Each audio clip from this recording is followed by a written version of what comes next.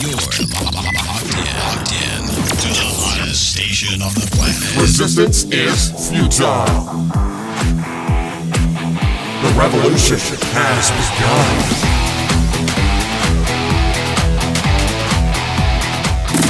You're listening to Rebelpreneur Radio, helping you break the rules and build the business you need for the life you want. And now, broadcasting his pirate signal from somewhere beyond the status quo, here's your host, best-selling author, marketing and media strategist, Ralph Brogden. Hello and welcome to Rebelpreneur Radio. It's the show that helps you build the business you need so you can live the life you want. I'm Ralph Brogden. As we are in the process of designing the business that's going to give us the life that we want, sometimes people are a little bit reluctant to break the rules. They're not sure what they should or should not do. They still have some self-doubt going on. And with a lot of rebelpreneurs, they are solopreneurs. They're doing this on their own. They're providing a service or something that is not working with a team, not checking in the office every morning. And so they don't get the feedback that they're looking for. And as a result, that creates a lot of self-doubt.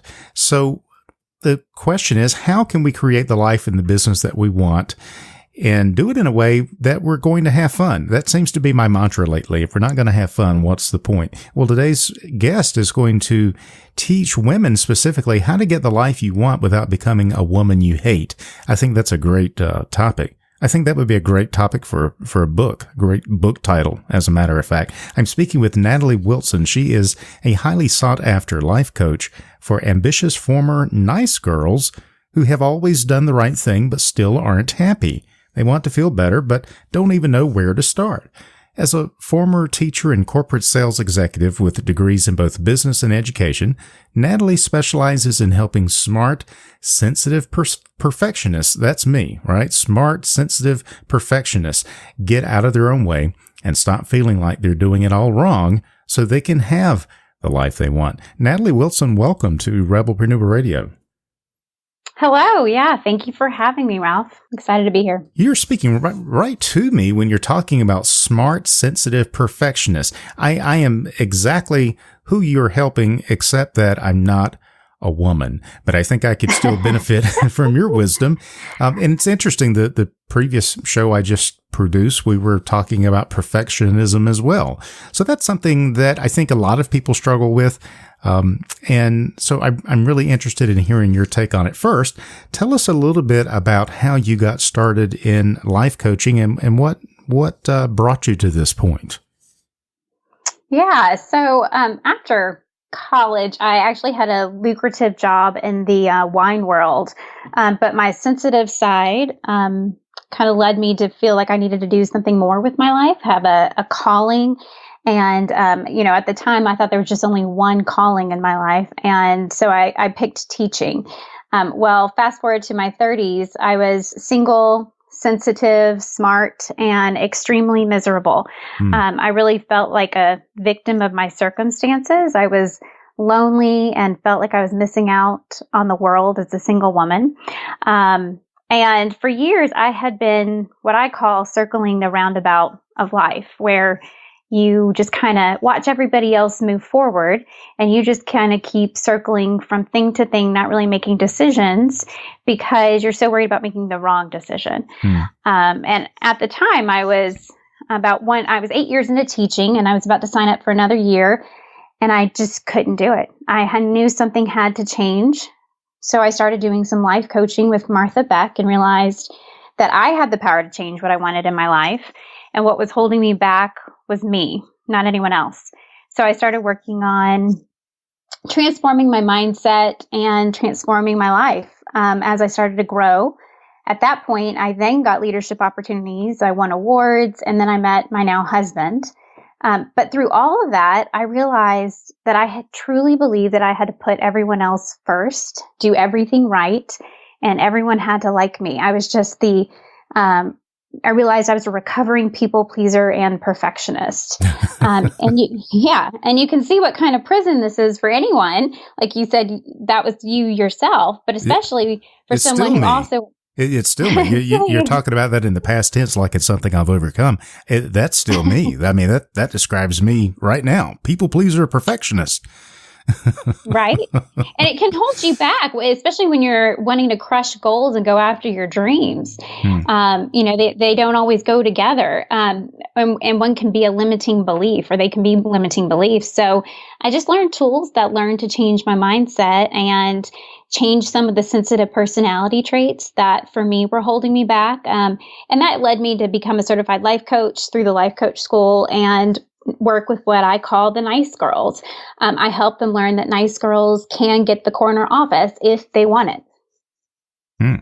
So what's your definition of the nice girl? So I say the nice girl, it's the do-gooders. There's also what is called the highly sensitive personality trait. And the highly sensitive person, it's about 20% of the population. So about 50 million of us are HSPs, and we just process everything around us much more than the ones who aren't. And it's kind of like being an introvert or an extrovert. In fact, about 70% of HSPs are introverts. And it's just that you think so deeply, you get consumed with people's thoughts. You always want to do the right thing. And unfortunately, a lot of the nice girls are the ones who also fade to the background. They're the wallflowers, the pushovers, the doormats. And don't put themselves first. So they're being kind, but they're not being kind to themselves. Okay. So what do you do for someone like that? Now that you have kind of identified who it is, what do you do? How do you help someone who has a highly sensitive personality trait and they're so nice that they let people just kind of walk all over them? Well, a lot of the women that I work with are also the high achievers, the smart, ambitious ones. And so they kind of become overwhelmed with their emotions and they're not really sure what they want. And that's really where we start. So, I mentioned that roundabout of life earlier that I myself was on. And that's kind of where we begin okay, where is it that you're circling and you're not really showing up or moving forward in your life where you want to because you're holding yourself back for whatever it is. So that's where we begin with helping them figure out, okay, what are their limiting beliefs? What is going on in their brains that's telling them that they need to hide, they need to hold back. And as we, excavate that and that shows up, then we start replacing it with some beliefs and thoughts that do help them realize that they can become a woman who does get what they want, but they don't have to become aggressive, rude, or inconsiderate to get those things, which is what a lot of them do.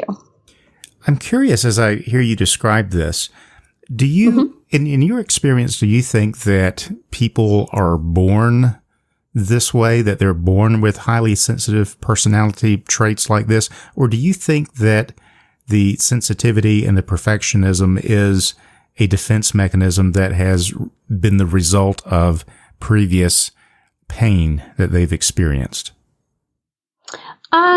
I believe it's a result. It's a personality trait. So I do believe that all personality traits can be changed, that you can work on things, and that because of that, they're also a result of the world around them, the environment. So like you just mentioned, it being a defense mechanism and a learned behavior. I do think a lot of people, it is a learned behavior that they get it from either watching their parents. Their parents might have been, a highly sensitive person. It might be a defense mechanism based off of their own childhood or whatever it might be. But yeah, I think it's a learned trait, which also means, right, if you learned it, then you can also unlearn it. You can change it. So that makes a lot of sense, Natalie, as you're working with women, transforming them from nice girls into, they're still nice. I mean, you're not going to make them ugly, right? I mean, you're not going to make them abrasive and rude girls, but right? Exactly. But to help them get out of their own way and stop feeling like they're doing it all wrong, so they can build the life and the business that they want to build, if that's what they want to do, or get the corner office and the career advancement and basically achieve the things that they want to achieve. As you're working with these women, what is the biggest challenge you see? What is the one thing, if you can narrow it down to one thing, what is the greatest obstacle in helping these nice girls to find happiness? The greatest obstacle in the women that I've worked with, my clients, have been their lack of indecision, or their lack of decision. They're being caught in indecision because it's a result of having their own self-doubt, of not really knowing what everyone else wants them to do, wanting to make everyone else happy. And because they are constantly focused on making everyone else happy, doing everything right, and their own self-doubt, they don't pay attention to what they really want. And they end up exhausted, thinking for everyone else. And they know that they want more, but they're not even sure exactly what to do to get it. So I have a client who wanted to quit her job and start her own business. And that was the goal we were going to work towards. But as we started coaching, it became apparent that she really just wanted to quit her job. She wasn't really sure what she wanted after she quit it. And nice girls never do. They change their minds so much, and they want to ask 20 other people for their opinion. She didn't know what she wanted, but she knew what she didn't want. And what she did not want was that job that she had. Exactly right. I need to get out of it. That's all I know. And so she's, making really decisions out of fear. So, so now you have fear, you have doubt, you have this perfectionist. It's like just a snowball. And at the same time, it's this pressure because they want to do everything correctly. So if they make the wrong decision, what will happen? And a lot of them just don't even know. If you ask them, what do they like to do for fun, or the dreams that they might have, they honestly aren't sure because they're just so used to doing for everyone else and being on for everyone else that they hold themselves back. They didn't feel it would be responsible of them to just quit their job for no particular reason other than I just don't like it. They had to have a way to defend that by saying, well, what I want to do is start this over here, even though that really wasn't what they wanted to do, but they felt like they had to come up with a rationalization. Does that make sense? Absolutely. Yes. So in their mind, they see an idea that sounds like a great idea, sounds like they're helping people, and sounds like a great escape. And as she started moving forward, she started realizing that was not, all the work that it was going to be, the change that she was going to have. And she wasn't quite sure if that was the route she wanted to do.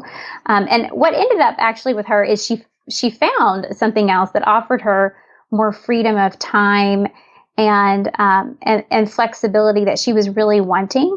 But now, as I've been working with her, what's been great is she's had this huge learning curve with this new job, and was beginning to spin and self-doubt and do all the same things. But we've been able to work and apply the tools that, I teach her to this new job. So right now I've been talking to her how, a baby, when they learn to walk, doesn't just walk once or twice and then give up.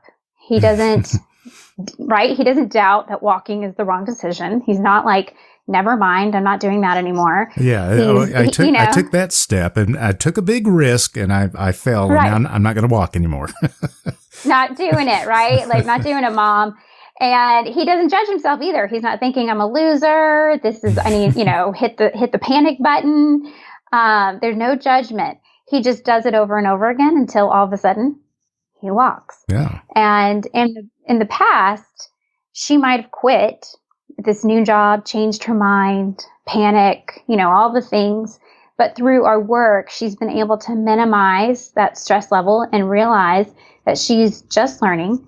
It doesn't have to be perfect, and minimize that overwhelm that a lot of sensitive people start to feel when they're learning a lot of things at the same time, and apply those strategies of, okay, we're going to chunk it. We're going to make powerful decisions, and we're not going to change our minds on those things.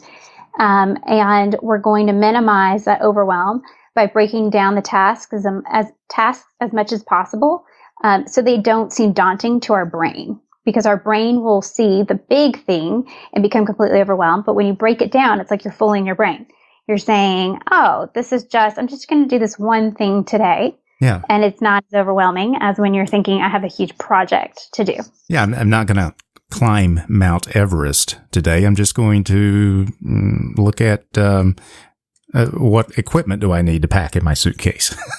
That's right. Chunk it down, right? Right. Mm-hmm.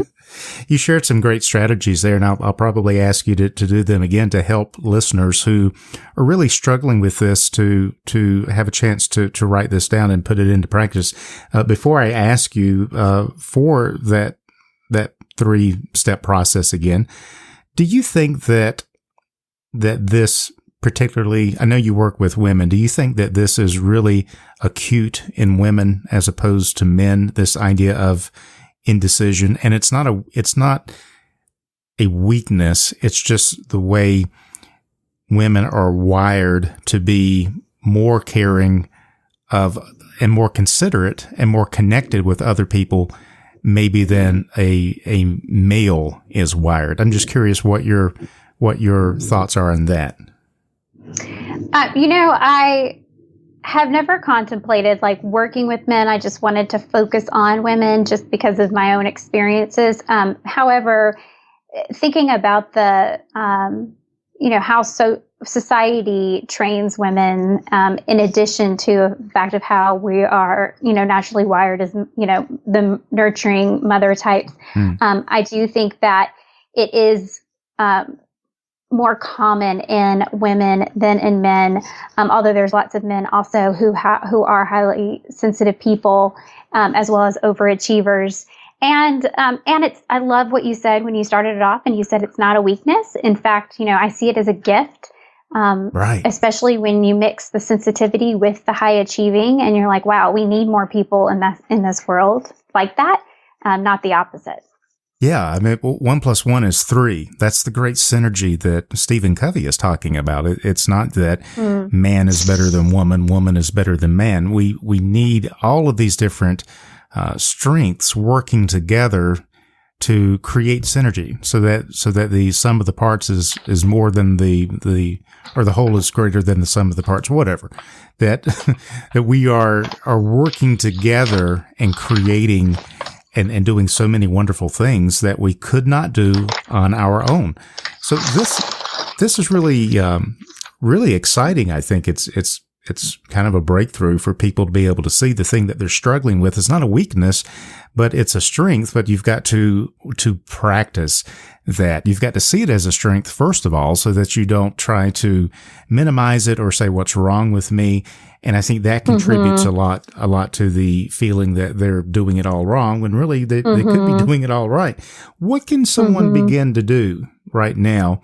You mentioned a few tools that you use with helping people. Would you mind running through that list for us again? Just a few quick self-help tips. Sure, yeah. So I mentioned just how to break down tasks so they don't seem so overwhelming to your brain. So when you have a project or you're learning, you have a big learning curve, and it's like you have a lot of things to do at once. When you just see things as the next thing that you're doing, the next step, a smaller task does not seem so overwhelming. So when you think about losing 100 pounds, it seems completely overwhelming. But when you just think today, I'm going to not drink as much Coke as I want to, right? Then it becomes a lot more simplified. And you're like, oh, okay, I can do that one thing. So that's a powerful technique, is just to chunk down any major task that you're doing. Another thing is what I call take 5. And when you're in the midst of a business meeting, a time in your day that it just seems overwhelming, and to the point where the tears are springing up. I tell people all the time, the tears spring up so naturally, in especially I think women, and it's anger a lot of times for men, that you take 5 seconds to pay attention to your 5 senses. So I call it take 5. And as you take the 5 seconds just to pay attention to your 5 senses, what do you see, what do you smell, what do you hear, what are you tasting, all those things, what are you feeling? You're becoming present, and it allows yourself to connect you back to what's going on now, lets you breathe and grounds you, and really allows you to maybe stop the tears, stop the feeling of overwhelm, and be able to make better decisions and move forward. Excellent. I love that. Those are great tips. And I see that would really help people in the crisis of the moment. Having said that, however, they're going to need more than just a few tips to really turn their life around and really achieve the level of success and happiness that they're capable of. So that's when they need to consider working with someone like you, Natalie, who can help them improve their chances for success. How would you take someone and how do you work with people to help them get to that point? Yeah, so we start off really first talking about owning the life that you have, just learning to take 100% responsibility, and that enables people to then see that it's also within their control to do what they want to do and need to do to create the life they want. And then I start working on, all right, now that you're owning the life you have, let's know the life you want. And throughout of owning the life you have and knowing the life you want, we talk about visualizing, we talk about figuring out every area of your life, your financial, your health, your relationships, career, where you're at, where you want to be, and but being super specific and really visualizing that out and learning the tools that comes with getting our brain set for that, and then committing to the life you want. And that's a big part, a big, I guess, hold up for sensitive people who are high achievers is committing to things. Like I said, making those decisions. So I teach a lot of my clients how to make powerful, strong decisions and being confident in that. And just really quieting that inner critic, that mean girl, is what I like to say. So that's what we do when in our time together. Very exciting, and I think probably one of the greatest advantages is to working with you is that they don't have to figure all of this out on their own. That you've got a path, you've got a program, and you've got a plan. And most importantly, you are able to keep them accountable for the decisions that they make. And I just think that's so valuable. You've got your coaching practice. What else are you working on right now that's got you really excited? Well, I'm actually super excited about doing a program for the single, smart, and sensitive overachievers out there, especially, in their 30s and 40s. As someone who married at 37, I really understand the pain points and problems of single women in their 30s and 40s.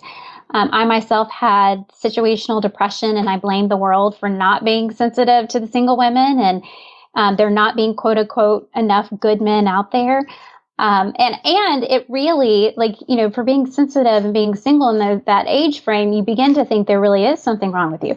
So my new program is not to help single women find a husband. It's to help single women, especially my sensitive sisters, create the happiness, because they're going to learn to balance the gift of being sensitive with the gift of being a high achiever. And really, when that happens, they then create the relationships and the career they want. So it's a total win-win. That is so incredibly wise of you, that your program is not about helping single women find the perfect husband, because what's going to happen, and I've seen other programs that tend to focus on that, but it reinforces this idea that something's wrong with you. You need to change the way you are to attract the right kind of person, and then this other person is going to fulfill you. And that's the wrong foundation for any kind of a relationship, but particularly a marriage, isn't it? That's right. Yes. Preach, brother. Well, this has been really, really interesting and really educational. I find myself thinking about ways that this applies to my wife, to my daughters, and even to myself. But this has really been educational. Natalie, thank you so much for being on the show. Any final thoughts or words of wisdom you'd like to leave our listeners with? Thanks. And thanks for having me. Yes, I do love the quote from Glinda, the Good Witch on The Wizard of Oz. She looks at Dorothy at the end and says, "You've always had the power, my dear. You just had to learn it for yourself." I really want the nice girl, high achievers, the HSPs out there to consider what's happening when they hide in the shadows and become a wallflower. They think they're doing good in the world, but in reality, they're just hiding the very gifts and skills that this world really needs. So they have a unique power to help the world with that gift of being sensitive and a high achiever. And the world needs more of that. So I want them to learn that power for themselves because they already have it. Very well said. I've been speaking with Natalie Wilson. She is a highly sought after life coach for ambitious former nice girls who have always done the right thing, but they still aren't happy.